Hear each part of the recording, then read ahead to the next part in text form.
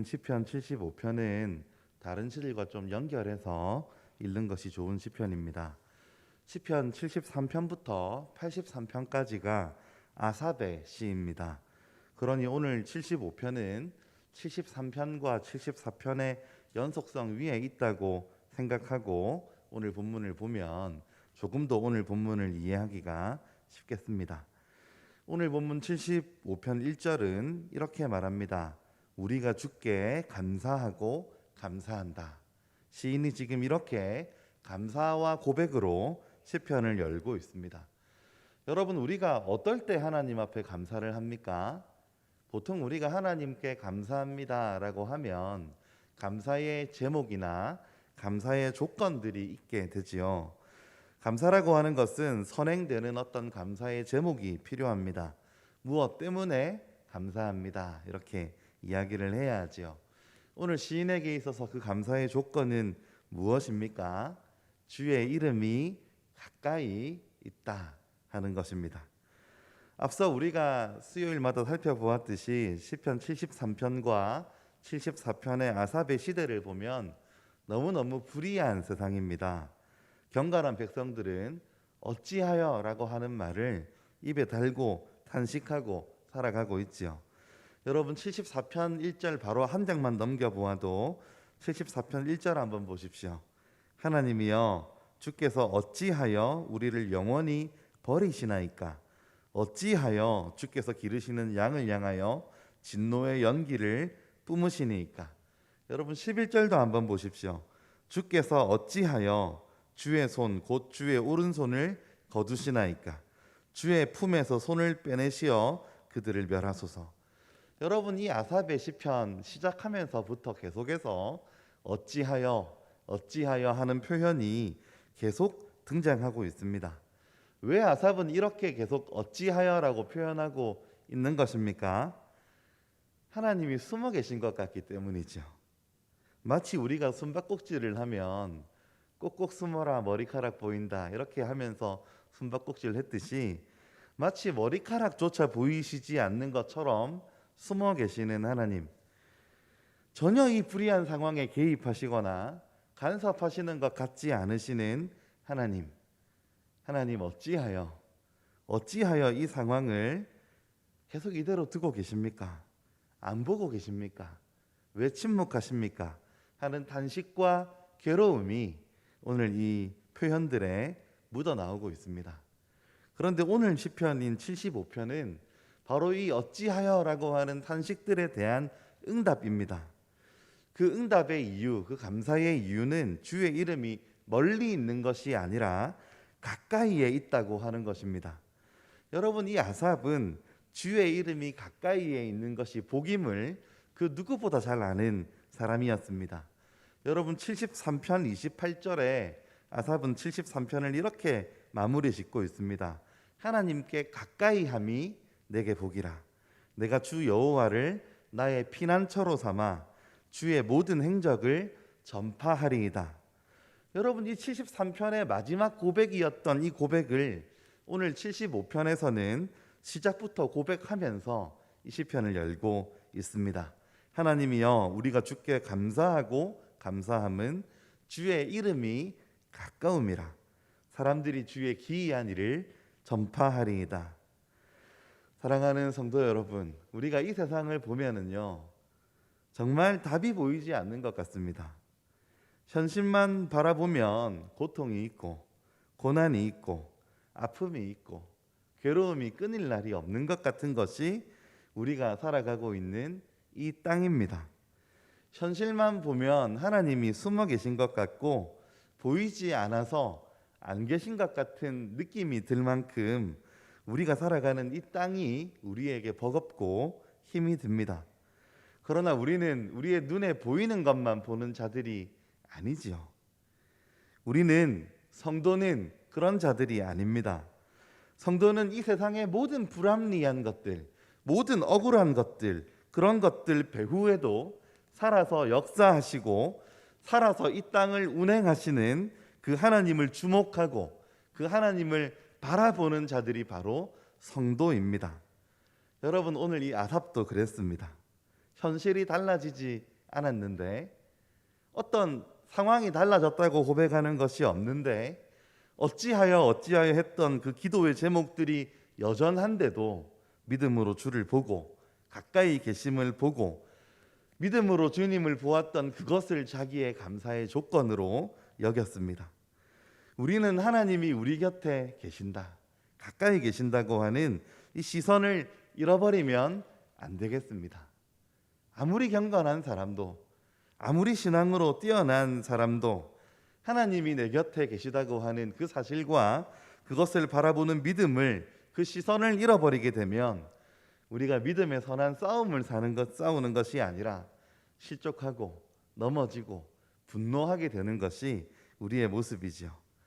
사랑하는 성도 여러분, 믿음으로 하나님이 가까이 계신 것을 보고 있으십니까? 하나님의 이름이 여러분에게, 우리에게 가까이 있습니까? 하나님의 이름을 가까이 여기는 이 눈이야말로 세상을 바라보는 눈이 아니라 믿음의 눈입니다. 이 믿음의 눈과 시선을 잃지 않게 되기를 부탁드립니다. 1절 하반절의 시인이 또 뭐라고 이야기하고 있습니까? 사람들이 주의 기이한 일을 고백한다, 이렇게 여러분 말하고 있습니다. 여러분, 기이한 일이라고 하는 것은 쉽게 이해할 수 없는 일이고 우리의 생각을 벗어나는 어떤 일을 말합니다. 여러분, 시인이 말하고 있는 이 기이한 일이 무엇일까요? 2절 말씀 우리 한번 함께 읽어볼까요? 2절입니다. 시작. 주의 말씀이 내가 정한 기약이 이르면 내가 바르게 심판하리니. 아멘. 시인이 전파하려고 하는 기이한 일은 주님의 심판과 관계된 일입니다. 시편 73편부터 아삽이 시를 쓰면서 계속해서 경험했던 것이 이 땅의 불의함이었습니다. 악한 자들이 높임을 받고 선한 자가 낙심하고 있는 이 상황, 하나님 왜 당장 개입하지 않으셔서 이걸 바로잡지 않으십니까? 왜 이걸 그대로 내버려 두십니까? 하는 신음소리가 시편 73편과 74편을 지배하고 있었습니다. 그러나 이제 아삽은 믿음의 눈으로 주님의 이름이 가깝다고 하는 것을 보고 있습니다. 하나님의 정한 기약이 이르면 하나님이 바르게 심판하실 것입니다. 그것이 여러분, 이 땅을 살아가는 사람들에게는 도무지 이해할 수 없는 기이한 일입니다. 이 땅을 살아가는 사람들은 여러분, 이 땅의 지금 상황이 전부라고 생각합니다. 지금 잘 나가고 높은 자리에 있으면 그것이 전부라고 생각합니다. 그러나 성경은 우리에게 그것이 전부가 아니라고 말씀합니다. 기이한 일이 있습니다. 세상 사람들은 상상하지도 못할 만큼 기이한 일들이 있습니다. 하나님의 심판이 분명히 있고 하나님의 회복이 분명히 있습니다. 현실이 믿음으로 살아가는데 너무 버겁고 불의한 일을 당해도, 너무 불의한 자가 잘 되는 것처럼 보여도, 육신의 눈으로 보면 그렇지만 하나님이 반드시 바르게 심판하실 것입니다. 하나님의 때에 하나님의 뜻에 맞게 반드시 심판하실 것입니다. 여러분, 사람들이 보기에는 너무 기이한 일이고 때로는 우리의 기대와도 맞지 않는 일일 수 있습니다. 우리가 기대하는 그때가 아닐 수도 있습니다. 그러나 하나님의 때에 하나님이 반드시 바르게 심판하실 것입니다. 하나님이 우리의 기대와 다르고 우리의 생각과 다르고 우리가 생각하는 때와 다르게 일하신다고 해서 여러분, 하나님이 간섭하시지 않으시거나 하나님이 침묵하시거나 하나님이 일하시지 않는 것이 아니고, 지금 우리가 우리의 지혜로 헤아릴 수 없는, 우리의 지혜로 측량할 수 없는 방식으로 하나님이 일하고 계신다는 것을 여러분, 우리가 믿음의 눈으로 보고 믿음의 눈으로 고백하는 것입니다. 오늘 시인도 이 기이한 일을 전파하겠다, 이렇게 고백하고 있습니다. 여러분, 하나님의 심판이 하나님의 때에 바르게 이루어질 것이라고 하는 이 말씀이 믿는 자들에게는 위로입니다. 여러분, 이처럼 확실한 위로가 어디에 있습니까? 여러분, 하나님의 심판이 많이 기록되어 있는 요한계시록 한번 생각해 보십시오. 요한계시록에 수많은 심판의 말씀들이 등장하는데 이 요한계시록도 1차적으로는 1세기 말에 신앙과 복음으로 고난을 당하던 성도들을 위로하는 말씀이었습니다. 정한 기약이 이르면 바른 심판, 공평한 심판이 행해질 것입니다. 여러분, 이 심판하시는 하나님은 어떤 분이십니까? 오늘 3절 말씀 보면 이 심판하시는 하나님의 능력을 보여줍니다. 땅의 기둥은 내가 세웠거니와 땅과 그 모든 주민이 소멸되리라 하시도다. 여러분, 이 소멸된다고 하는 말은 녹아내린다라고 하는 말인데, 온 세상 사람들이 다 녹아내려도 이 세상 전부가 녹아내리는 것 같은 상황이 와도 하나님이 만물을 붙잡고 계시다고 하는 것입니다. 히브리서 1장 3절 말씀에 그의 능력의 말씀으로 만물을 붙드신다, 이렇게 말씀하고 있습니다. 온 세상이 공포에 사로잡히는 심판의 날이 오더라도 하나님이 그 세상을 붙잡고 계심을 우리는 믿습니다. 그러니 이 땅에 오만한 자들, 하나님을 믿지 않는 자들이 오만해서는 안 되는 것입니다. 지금 그들이 높아진 자리에 있다고 그들의 뿔을 들고 잘난 척해서도 안 되는 것입니다. 뿔을 높이 든다는 말은 자기의 힘을 키우고 그 힘을 자랑한다는 의미입니다. 하나님의 기이한 일들을 모르는 자들입니다. 성경에서 우리는 하나님의 기이한 일들을 모르는 자기의 뿔을 높이 드는 사람들을 어렵지 않게 발견할 수 있습니다. 여러분, 애굽의 바로를 한번 생각해 보십시오. 그가 얼마나 오만방자했습니까? 이렇게 말씀합니다. 바로가 이르되 여호와가 누구이기에 내가 그의 목소리를 듣고 이스라엘을 보내겠느냐? 나는 여호와를 알지 못하니 이스라엘을 보내지 아니하리라. 여러분, 바로가 이렇게 말했습니다. 여러분, 또 느부갓네살은 어떻습니까? 다니엘서 4장 30절에 나 왕이 말하여 이르되 이 큰 바벨론은 내가 능력과 권세로 건설하여 나의 도성으로 삼고 이것으로 내 위엄의 영광을 나타낸 것이 아니냐 하였더니, 여러분, 이렇게 오만한 자들이 성경에는 많이 있습니다. 여러분, 역사적으로도 오만했던 자들이 많이 있습니다. 자기를 높이고 자기를 신이라고 했던 사람들 많이 있습니다. 여러분, 역사에만 있습니까? 우리 주변에도 있습니다. 여러분, 교만한 말을 하고 뿔을 높이 드는 그 사람들. 그러나 여러분, 우리는 말씀을 통하여 그들의 마지막을 압니다. 역사를 통하여 그들의 마지막이 어떠했는지 압니다. 그것이 한때임을 우리는 알고 있습니다. 하나님의 심판이 그들에게 남아 있음을 우리는 알고 있습니다. 하나님 때문입니다. 하나님이 반드시 계시기 때문이고 하나님이 기이한 일들을 행하시기 때문입니다. 하나님의 기이한 일이 이 땅에 벌어지면 모든 것이 역전됩니다. 여러분, 6절과 7절 말씀 한번 읽어볼까요? 시작. 무릇 높이는 일이 동쪽에서나 서쪽에서 말미암지 아니하며 남쪽에서도 말미암지 아니하고 오직 재판장이신 하나님이 이를 낮추시고 저를 높이시느니라. 아멘. 여러분, 세상 사람들은 자기가 높아지는 이유를 말하고 자기가 높아진 근거를 말합니다. 우연이라고 이야기하고 무슨 때를 잘 탔다고 이야기하고 행운이 있었다 이야기합니다. 그러나 시인은 그런 일들이 동쪽에서도 서쪽에서도 남쪽에서도 말미암지 않는다고 말합니다. 동쪽과 서쪽과 남쪽은 하나님을 제외하고 그들이 찾는 모든 이유들을 가리킵니다. 내 실력으로, 우연으로, 인맥으로, 운으로, 시기로 내가 높아진 것을 설명할 수 있는 그 모든 것들을 가리킵니다. 높아지는 일이 그런 걸로는 가능하지 않다고, 그런 걸로는 일어나지 않는다고 말씀합니다. 그러면 여러분, 높아지는 일이 어디에서 일어납니까? 오직 재판장이신 하나님께서 이를 높이시고 이를 낮추시고 저를 높이십니다. 여러분, 하나님이 어떤 사람을 낮추시고 어떤 사람을 높이시는 데는 이유가 있습니다.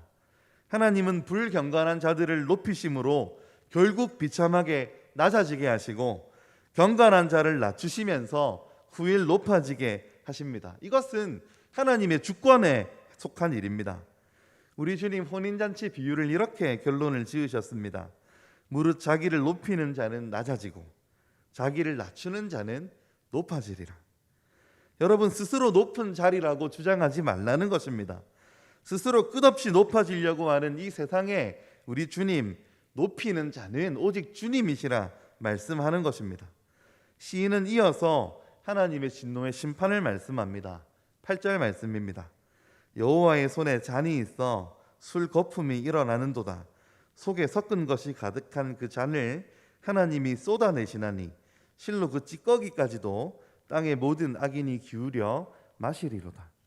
심판의 메시지는 이 악인들에게는 경고의 메시지이지만 우리 성도들에게는 언제나 유익한 메시지입니다.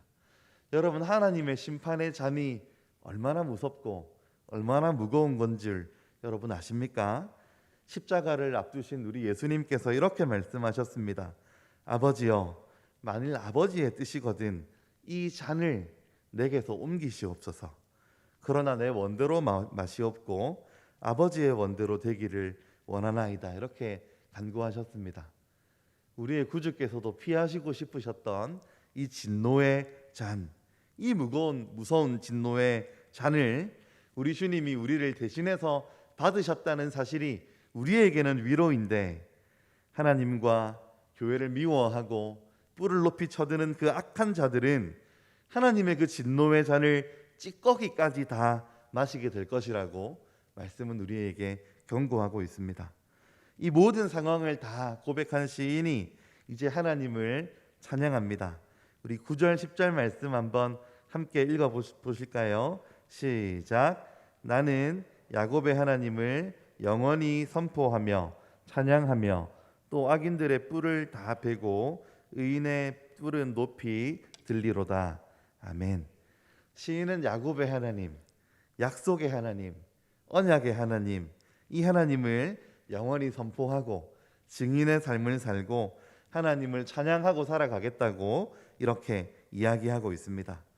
하나님을 선포하고 찬양하는 것이 여러분 예배이지요. 영원히 하나님을 예배하고 그분을 높이고 살아가겠다, 이렇게 말하고 있습니다. 말씀을 맺겠습니다. 우리가 살아가는 이 땅이 참 불합리해 보이는 일들이 많습니다.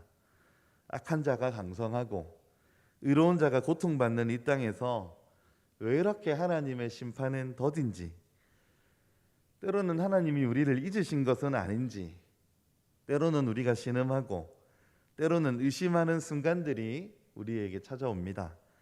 그게 우리가 살아가고 있는 이 땅입니다. 그러나 이 시인의 고백처럼 하나님이 정하신 때에 반드시 심판하실 것입니다. 그걸 우리는 압니다. 높이고 낮추시는 일이 우리가 아니라 주님께 달려 있음을 우리는 압니다.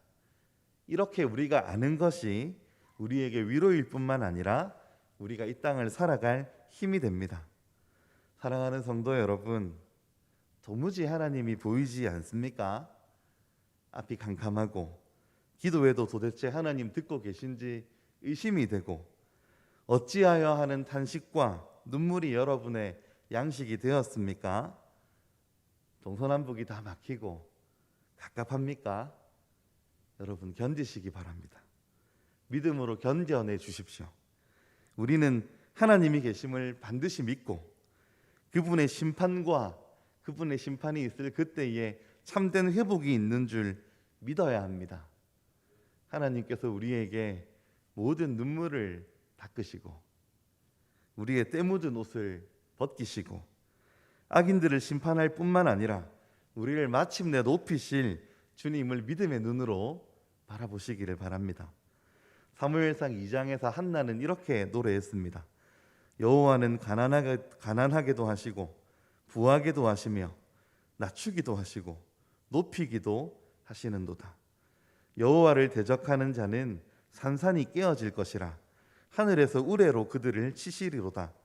여호와께서 땅 끝까지 심판을 내리시고 자기 왕에게 힘을 주시며 자기의 기름 부음을 받은 자의 뿔을 높이시리로다 하니라. 사랑하는 성도 여러분, 이 시편 기자의 고백처럼 설령 우리의 현실이 아무것도 달라지지 않았더라도 믿음으로 주님을 바라보고 그것을 우리의 감사의 제목으로 삼아 하나님의 이름이 가까움으로 기뻐하고 감사할 수 있는 우리가 되기를 바랍니다. 주의 기이한 일들을 선포할 수 있는 우리의 믿음이 되기를 바랍니다. 기도하겠습니다.